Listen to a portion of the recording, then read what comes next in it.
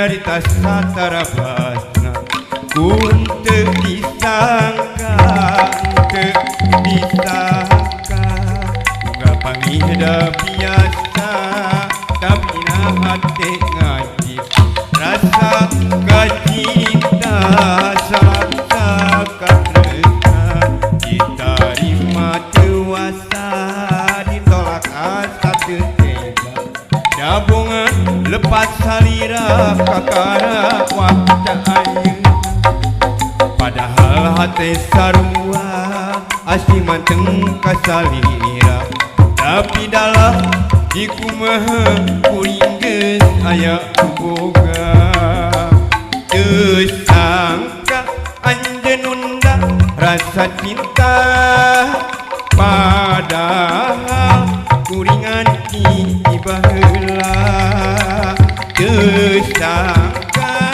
geuning rasa besarua anjaga kuringna aya nu boga.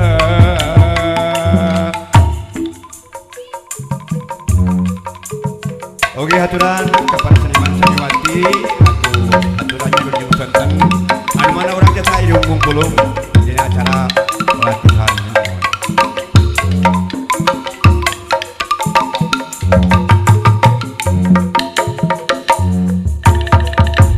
pasta anjeun wakta nyarita satarabasna kun teu disangka teu disangka boga pangida biasa tapi dina hati ngaji rasa kacinta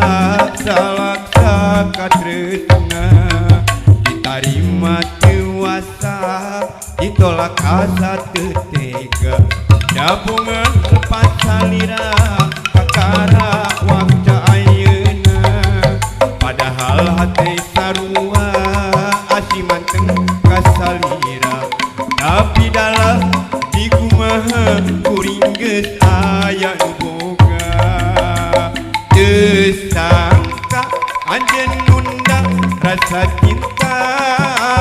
padahal kuringan di baheula teu sangka geuning rasa besarua anjaga kuring geus aya nu boga teu sangka anjeun nunda rasa cinta padahal kuringan di baheula teu sangka geuning rasa besarua.